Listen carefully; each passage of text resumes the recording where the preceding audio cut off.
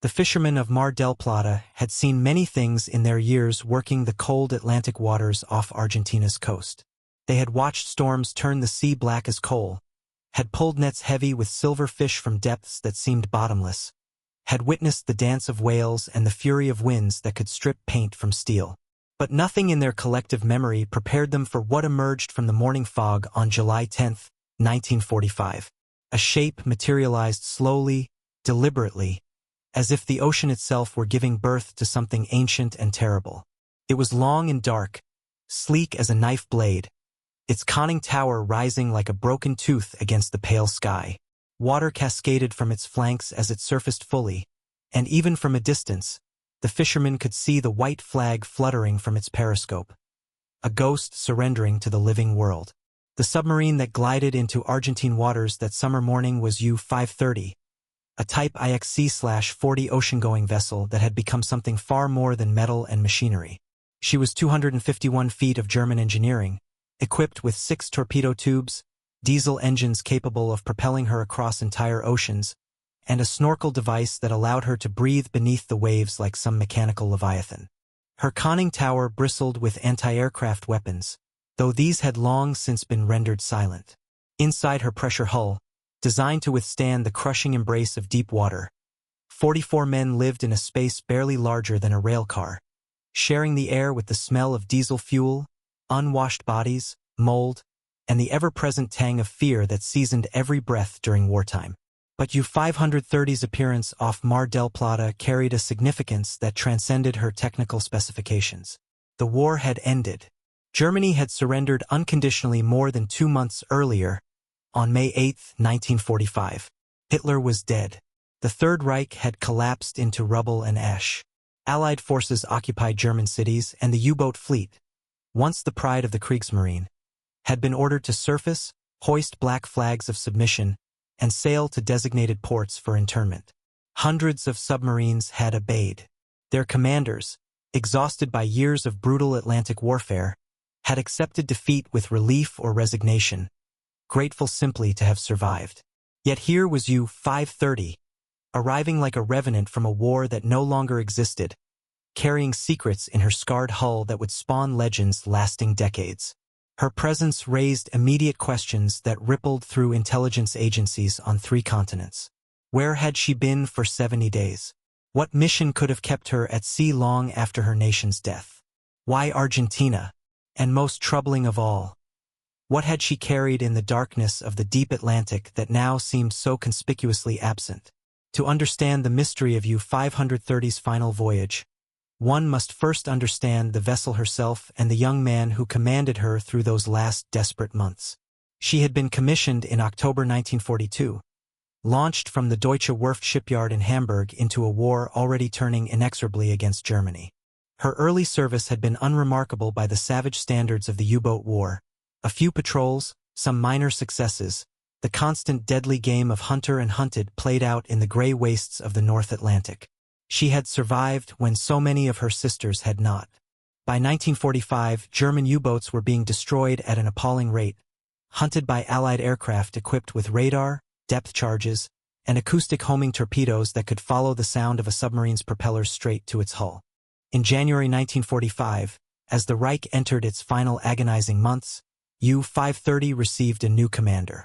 Oberleutnant Otto Wermuth was 24 years old, a member of a generation that had known nothing but war, whose adolescence had been consumed by Nazi ideology, and whose young manhood had been spent learning the deadly craft of submarine warfare. He was young even by U-boat standards, where commanders in their early 20s routinely held the lives of dozens of men in their hands. Photographs from that period show a lean face with serious eyes, the expression of someone forced to carry responsibilities that would have crushed older, more experienced men. Wermuth took command of U-530 knowing that the war was lost, that Germany's cities were being reduced to ruins by Allied bombers, that Soviet armies were closing on Berlin like a vice. Yet duty and training compelled him forward, and in the strange logic of military hierarchy, his crew looked to him for salvation. In early May 1945, as spring brought deceptive warmth to the North Atlantic, U-530 prowled the waters near New York, hunting American convoys with the desperation of a predator that knows it has become prey. The mission was futile even before it began. Allied anti-submarine forces dominated these waters absolutely. Radar-equipped aircraft could detect a surfaced U-boat from miles away. Destroyer escorts carried enough depth charges to pulverize a submarine into scrap metal. The sophisticated sonar arrays could track a submerged vessel through layers of temperature-varying water that once would have hidden it completely. U-boats that ventured near the American coast in 1945 were not hunters, they were targets. Wermuth pressed his attacks with the determination born of youth and indoctrination. His crew loaded torpedoes, calculated firing solutions, and launched their weapons toward distant merchant ships silhouetted against the coast. They fired 9 torpedoes in total during those early May days. 9 chances to justify their presence in these dangerous waters. 9 opportunities to prove that U-530 still mattered in a war that had already moved beyond submarines. Every single torpedo failed. Some malfunctioned immediately, diving too deep or running wild on erratic courses. Others simply missed, their target ships zigzagging away or the firing calculations thrown off by the churning chaos of combat. The crew watched through the periscope as their weapons, each one representing weeks of labor by German factory workers, each one expensive and precious, vanished into the cold Atlantic without achieving anything. The frustration must have been crushing. These men had risked everything to reach this position, had survived the terrifying passage across the Atlantic beneath waters patrolled by enemy forces that wanted nothing more than to kill them, and now their weapons betrayed them with mechanical indifference. But frustration was about to give way to something far more profound and destabilizing. On May 8th, as U-530 lurked submerged beneath the waves, her radio operator picked up a transmission that would shatter the psychological foundation of everyone aboard. The message was stark, official, impossible to misunderstand. Germany had surrendered unconditionally. The war was over. All U-boats were ordered to surface immediately, broadcast their positions, and proceed to the nearest Allied port for internment. Imagine the moment when that news spread through the submarine's cramped interior. The radio operator's face going pale as he decoded the message. The watch officer summoning Commander Wermuth to the radio room. The whispered conference as officers tried to comprehend what they were hearing. And then the inevitable moment when the crew had to be told that their nation no longer existed, that everything they had fought for had collapsed, that they were now sailors without a country, warriors whose war had ended while they were still at sea. The reaction aboard U-530 must have been complex beyond description. Relief, certainly, relief that the killing might finally stop, that they might survive to see home again. But also confusion, disbelief, and a profound sense of betrayal. These men had been raised in a society that promised them greatness, had been told that Germany was destined for victory, that their sacrifices would build a new European order. Now that entire ideological structure collapsed like a house built on sand. What did their service mean now? What had their comrades died for? What awaited them if they surrendered? Prison camps? Trial for war crimes? An uncertain fate in a defeated nation? And Wermuth faced a decision that would define not only his life but the legend of U-530. The standing orders were clear. Surface, surrender, accept internment. Hundreds of other U-boat commanders were doing exactly that at that very moment across the Atlantic.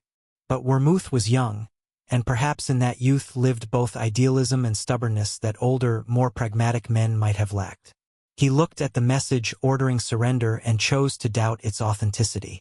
Was it really so impossible that this might be an Allied trick? The propaganda of total war had taught German servicemen to trust nothing from the enemy. Radio deception was a known tactic. Could this be an elaborate ruse to force U-boats to surface where they could be destroyed?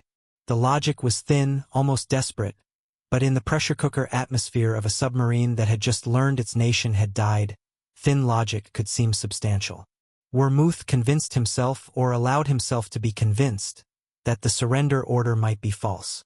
And if it was false, then his duty remained unchanged. Protect his crew, evade the enemy, survive. But even if the surrender was real, and in his heart Wermuth must have known it was, then what? Surfacing off the American coast meant certain capture, internment in camps, an unknown future. His crew, many of them barely out of their teens, would become prisoners of war in a foreign land. The thought must have been intolerable, and so Wermuth made a choice that would be debated by historians for decades afterward. He would not surrender to the Allies.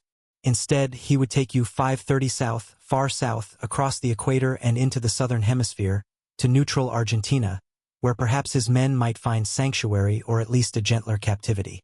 The decision made, U-530 turned her bow away from North America and began one of the most extraordinary voyages in submarine history. She would remain at sea for 70 days after Germany's surrender, crossing thousands of miles of ocean while the world above believed the U-boat war had ended. It was an odyssey conducted almost entirely beneath the surface, using the snorkel device that allowed diesel engines to run while submerged, drawing air through a tube that barely broke the surface. During daylight hours, U-530 crept through the depths like a cautious ghost, her crew silent at their stations, every man aware that Allied patrol aircraft might be overhead at any moment. Only at night did they dare surface fully, letting fresh air flood the fetid interior, running the engines at full power to charge batteries and make better speed southward. The psychological toll of that journey must have been extraordinary. These men lived in a space smaller than most people's homes, sharing bunks and shifts, eating dwindling rations, breathing air thick with humidity and diesel fumes. The heat increased as they moved toward the equator, turning the submarine into a steel oven where temperatures climbed above 100 degrees Fahrenheit. Sweat soaked their clothes constantly. Mold grew on everything. The freshwater supply had to be rationed carefully. Bathing became a luxury forgotten from another life. The smell inside U-530 would have been overwhelming. A mixture of unwashed bodies, diesel fuel, battery acid, cooking odors, human waste, and the peculiar metallic tang that seemed to permeate every submarine. But worse than physical discomfort was the uncertainty. They were sailing toward an unknown fate in a foreign country. Would Argentina accept them? Intern them? Turn them over to the Americans or British? And hanging over everything was the knowledge that they were now outlaws of a sort, men who had disobeyed orders, who had chosen their own path in defiance of military discipline. Every day at sea took them further from any possibility of claiming they had simply not received the surrender order. They were choosing this, actively fleeing, and that choice carried consequences they could only imagine. Wermuth spent those weeks making decisions that would later fuel wild speculation. He ordered the crew to jettison their torpedoes into the deep Atlantic. One by one, the weapons that had failed them off New York slid from the tubes and sank into darkness, taking with them thousands of pounds of steel and explosive. The deck guns and anti-aircraft weapons were thrown overboard, their mechanisms destroyed first to prevent recovery. Ammunition followed, crate after crate of shells and bullets consigned to the ocean floor. Then came the truly significant disposals. The ship's logbook, which would have documented every aspect of their voyage. The codebooks, containing the ciphers that would have allowed investigators to read their wartime communications. The radar equipment, navigation instruments, anything that might reveal where they had been or what they had done. Even more mysteriously, Wermuth ordered the diesel engines sabotaged. Crew members poured acid into the engine compartments, corroding and damaging the mechanisms that had faithfully carried them across the Atlantic. The logic was presumably to make the submarine unusable by whoever eventually captured her, to prevent U-530 from being turned against Germany in some hypothetical future conflict. But the act also ensured that investigators would find a vessel with clear evidence of deliberate destruction, raising immediate questions about what was being hidden. Personal items disappeared as well. Photographs, letters, identification documents, anything that might reveal individual identities or connections, were destroyed. The crew was instructed to prepare cover stories, vague explanations that would satisfy interrogators without revealing too much. They rehearsed their lies in the humid darkness of the submarine, each man memorizing his role in the fiction they would present to the world. As June gave way to July and U-530 approached South American waters, the tension aboard must have been nearly unbearable. They had committed themselves to this course, but none of them truly knew what awaited. Through the periscope, Wermuth would have watched the coast of Argentina take shape on the horizon, a foreign land that might offer sanctuary or simply a different form of imprisonment. The crew prepared themselves as best they could, putting on their cleanest uniforms, shaving for the first time in weeks, trying to look like professional naval officers rather than desperate fugitives. On July 9th, U-530 surfaced fully for the first time in weeks, rising from the depths off Mar del Plata like something from mythology.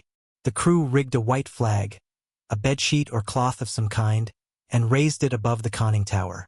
It was a universal symbol of surrender, older than nations or ideologies, an admission that they had reached the end of their journey. As they approached the harbor, the crew could see the Argentine naval vessels beginning to respond, patrol boats moving to intercept, officers on shore scrambling to understand what was happening. The fishermen who spotted them first must have spread word through the town with remarkable speed. A German submarine, flying a white flag, appearing 2 months after the war ended like Odysseus returning to Ithaca. The surrender itself was anticlimactic in the way momentous events often are. Argentine naval officers boarded U-530 cautiously, not quite sure what to expect. They found 44 exhausted German sailors and 1 young commander who had aged years in weeks. The formal transfer of the vessel was conducted with military courtesy on both sides, but underneath the politeness lay profound confusion. The Argentines didn't know quite what to do with a German submarine that had appeared uninvited in their waters after the war ended. The Germans didn't know what would happen to them now that they had finally surrendered. The interrogations began almost immediately, and it was here that the mystery of U-530 deepened into legend. The first question was obvious. Where was the logbook? Every ship maintained a detailed record of its movements, activities, weather conditions, and decisions. It was fundamental to naval operations. Wermuth's explanation that it had been thrown overboard was technically plausible but immediately suspicious. Ships might jettison logbooks to prevent them from falling into enemy hands during combat, but U-530 had surrendered voluntarily. What was in those logs that required destruction? The missing weapons raised more questions. U-530 was supposed to be armed with torpedoes, deck guns, anti-aircraft weapons. All were gone, thrown into the ocean according to Wermuth's account. But why? If they were surrendering peacefully, why destroy the armaments? The explanation that they didn't want them to fall into Allied hands rang hollow. The Allies had captured hundreds of U-boats with their weapons intact. What made U-530 different? The sabotaged engines were perhaps most troubling. Investigators found acid damage throughout the diesel compartments, deliberate destruction that rendered the submarine barely functional. This wasn't the work of combat damage or mechanical failure, it was intentional sabotage. But again, why? What purpose did it serve except to suggest that U-530 had something to hide beyond her mere existence? And then there were the missing identification documents. The crew presented themselves with names and ranks, but the usual paperwork that would confirm these identities, military IDs, paybooks, personal documentation, was conspicuously absent. They claimed these too had been destroyed, thrown overboard to prevent identification. But it raised an obvious question. Were these men really who they claimed to be? Or had U-530 perhaps carried passengers whose identities needed to be concealed? Wermuth's answers to these questions were maddeningly vague. He maintained that he had simply been trying to protect his crew, that he had doubted the surrender order, that he had made decisions based on limited information and good intentions. He painted himself as a concerned commander trying to navigate an impossible situation. But his explanations had convenient gaps, evasions that allowed investigators' imaginations to run wild. What exactly had happened during those 70 days at sea? Where precisely had U-530 been? Had they made any stops? Met any other vessels? Carried any cargo or passengers beyond the regular crew? The questions multiplied faster than answers, and in that gap between mystery and explanation, conspiracy theories began to grow like weeds in fertile soil. The timing was perfect for wild speculation. The world in July 1945 was still processing the end of history's most devastating war. Hitler's death had been announced, but his body never properly displayed. Stalin's forces claimed to have found it, but details remained murky. The highest-ranking Nazis were being hunted across Europe, many successfully fleeing to South America through ratlins, organized by sympathetic elements within the Vatican and various governments. Argentina, with its large German expatriate community and government sympathetic to fascism, was a known destination for fleeing Nazis. Into this atmosphere of uncertainty and conspiracy came U-530, a submarine that appeared in Argentina weeks after the war, with suspicious gaps in its story and evidence of deliberate concealment. The logical leap was almost inevitable. What if U-530 had carried Hitler himself? What if the Führer had faked his death and escaped Berlin through some secret route, been transported by submarine to Argentina, and was even now living in hiding somewhere in South America? The theory was absurd on multiple levels. Hitler's death had been witnessed by numerous people in the bunker. The timeline didn't work. U-530 left European waters before Berlin fell. The submarine wasn't designed to carry passengers in comfort, and the idea of Hitler spending 70 days in the cramped, fetid interior of a U-boat was preposterous. But logic had little power against the allure of such a dramatic story. Newspapers picked up the speculation. Intelligence agencies filed reports. The legend took on a life independent of facts. Variations proliferated. If not Hitler, then perhaps Eva Braun? Or Martin Bormann, Hitler's powerful secretary who had indeed disappeared and whose fate remained genuinely unknown? Maybe U-530 had carried Nazi gold, the legendary treasure that supposedly funded the escape networks and new lives of fugitive war criminals? Perhaps the submarine held secret documents, scientific research, plans for advanced weapons that Germany had been developing in the war's final months? The missing logbooks and destroyed identification could hide any of these possibilities. Some theories grew even more exotic. Post-war years saw an explosion of speculation about Nazi secret bases in Antarctica, underground facilities where SS units supposedly continued fighting a phantom war. U-530's long journey and unexplained weeks at sea seemed to fit this narrative. What if they had stopped at one of these bases, delivered supplies, or picked up personnel? The Antarctic connection seemed to explain everything. The southern route, the secretiveness, the missing records. It was complete nonsense, but it was compelling nonsense, the kind that refuses to die no matter how many times it's debunked. The reality, painstakingly assembled by historians over decades of research, was far more mundane but in its way more interesting. U-530's journey was most likely exactly what Wermuth claimed it was. A desperate attempt by a young commander to protect his crew from uncertain fate by fleeing to neutral territory. The destruction of records and weapons was probably nothing more sinister than an attempt to prevent Allied intelligence from learning operational details of Germany's submarine warfare. The vague identification was likely meant to protect crew members from potential war crimes prosecution by making it harder to trace individual service histories. Argentine authorities conducted thorough searches of the submarine. They found no hidden cargo, no secret compartments, no evidence of passengers beyond the crew. The Americans, who took custody of U-530 from Argentina in January 1946, conducted their own exhaustive investigation. They interviewed crew members separately, cross-referenced their stories, examined every inch of the submarine's interior. They found nothing to support the conspiracy theories. The U.S. Navy's conclusion was unequivocal. U-530 had been involved in nothing more dramatic than a rogue surrender, a crew fleeing to South America to avoid imprisonment in Europe. The crew members themselves were eventually released, making their way back to a Germany that had been divided and occupied, barely recognizable from the nation they had left. Wermuth returned home, lived a quiet life, and rarely spoke publicly about his decisions in May 1945. In the few interviews he gave later in life, he maintained his original story. He had doubted the surrender order, wanted to protect his men, and chose Argentina as the safest destination. Whether this was complete truth or a cover story he maintained to his grave remains uncertain. But if there were deeper secrets, Wermuth took them with him when he died. U-530 herself had an ignoble end. After the American investigation concluded, she was sailed to the United States, where she was briefly displayed as a curiosity, a real German U-boat that people could see up close, a tangible remnant of the naval war. But sentiment had no place in the post-war Navy. In November 1947, U-530 was taken to sea off Cape Cod and used for torpedo practice. She was deliberately destroyed by the same weapon she had once carried, sunk in the cold Atlantic waters that had been her home.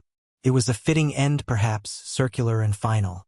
The submarine that had survived years of war and undertaken an epic final voyage was reduced to wreckage on the ocean floor, joining thousands of other vessels lost to the Atlantic's depths. Yet the legend refuses to die, and that persistence tells us something important about how humans process history. The truth about U-530, a young commander making questionable decisions, a crew fleeing toward uncertain sanctuary, a submarine's final act of defiance, is dramatic enough without embellishment. But it's not quite dramatic enough to satisfy our hunger for meaning in chaos. We want to believe that desperate times produce desperate acts on a grand scale. We want Nazi treasures and secret missions and fugitive dictators, because these stories suggest that history has clear villains and hidden patterns, that important events don't just peter out into ambiguity, but resolve into definitive endings. U-530's real story is actually more haunting than the conspiracy theories precisely because it's so human and uncertain. Otto Wermuth was not a master spy or a guardian of terrible secrets. He was a young man trying to make impossible choices with limited information and enormous pressure. His crew were not conspirators in a grand escape plot. They were sailors who followed their commander because that's what sailors do, even when the destination is unknown and the decision is questionable. The submarine was not carrying precious cargo or important fugitives. It was carrying frightened men who wanted to survive. And perhaps that's why the legend persists. The truth shows us that even at history's most dramatic moments, most people are simply trying to survive, making decisions that seem best with the information they have, hoping for outcomes they can't control. That's a discomforting truth because it means that we too, in our own historical moments, are probably just muddling through rather than heroically advancing grand narratives. It's more comforting to imagine that somewhere, someone knew what was really happening, that there were secret plans and hidden meanings, that chaos had an underlying order. But U-530's legacy is not diminished by stripping away the mythology. If anything, her story becomes more powerful when we see it clearly. Here was a vessel that should have surrendered in May 1945 with every other German submarine, should have been just another statistic in the war's ending, just another captured U-boat sitting in an Allied port awaiting inspection and disposal. Instead, through choices both brave and questionable, she became something more. A symbol of the war's refusal to end cleanly, of men's capacity to make their own decisions even when nations collapse around them, of the thin line between duty and defiance. The 70-day voyage itself deserves recognition as an extraordinary feat of seamanship and endurance. Whatever his motivations, Wermuth successfully navigated thousands of miles of hostile ocean, evaded detection by overwhelming Allied naval and air forces, kept his crew together and functional under extreme psychological pressure, and delivered them safely to neutral territory. These are not small accomplishments. They required skill, determination, and leadership that would be admirable in any context. That the journey was perhaps based on a lie Wermuth told himself about the surrender order, that it may have been ultimately pointless, doesn't erase the human achievement it represented. And the crew of U-530, whose names are mostly forgotten by history except in specialist records, showed remarkable loyalty and courage. They could have mutinied. They could have refused to follow Wermuth on what must have seemed like a mad venture. Instead they stayed together, performed their duties, endured the heat and fear and uncertainty, and ultimately survived. In a war that killed millions, survival is not a small thing. That these men lived to go home, to see families again, to have futures beyond war, that alone justifies remembering their story. The mystery that surrounded U-530 also teaches us about the power of narrative and the responsibility of historians. False stories, once established, become almost impossible to dislodge completely. Even now, decades after thorough investigations disprove the conspiracy theories, articles and books still get published suggesting that U-530 might have carried Hitler or Nazi gold or secret passengers. The legend has its own momentum, independent of evidence. This should make us thoughtful about how we tell stories about the past and how readily we accept dramatic narratives over complicated truths. It also reminds us that absence of evidence can be as provocative as evidence itself. Wermuth's decision to destroy the logbooks and documents, intended to protect his crew, instead created a void that imagination rushed to fill. Had he preserved the records and surrendered with full documentation, U-530 would be a footnote in naval history. By creating mystery, even unintentionally, he ensured the submarine would be remembered and speculated about for generations. There's an irony there that Wermuth himself probably never appreciated. In the end, U-530 represents something eternal about war's endings. They're never as clean as we pretend. We like to mark historical periods with precise dates. May 8, 1945 V-Day, the end of World War II in Europe. But wars don't really end on single days. They bleed out slowly, trailing loose ends and unfinished business. Men still at sea who haven't received orders. Commanders making final decisions that ripple forward through decades. U-530 was one of those loose ends, a vessel that refused to fit neatly into the narrative of Germany's surrender, that insisted on writing its own conclusion even when the war had officially ended. The submarine that surfaced off Mar del Plata in July 1945 was physically the same vessel that had been commissioned in Hamburg in 1942, but in every other sense she had transformed into something else. A ghost ship, a legend, a mystery wrapped in steel. She had survived combat, evaded detection, crossed oceans, and outlived her nation. She had become a vessel carrying not Nazi leaders or golden treasures, but something perhaps more valuable and certainly more lasting. A story that would endure long after the metal itself had corroded into nothing on the Atlantic floor. When the final torpedo struck U-530 off Cape Cod in 1947, it destroyed a submarine but not the legend. The questions persist, the theories continue to circulate, and somewhere in the deep ocean, the wreck of U-530 rests among the secrets she carried. Secrets that were probably mundane, disappointingly human, nothing more than a young commander's desperate decisions and a crew's determination to survive.